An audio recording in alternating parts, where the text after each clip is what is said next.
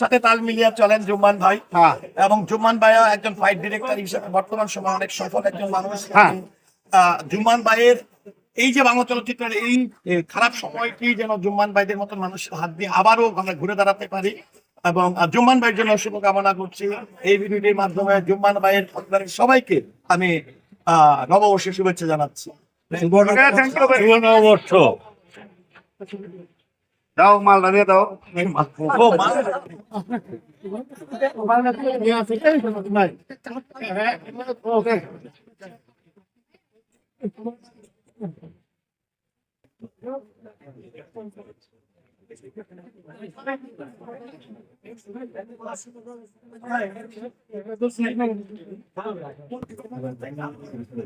কেমন ভাই? ভাই ভাই ভাই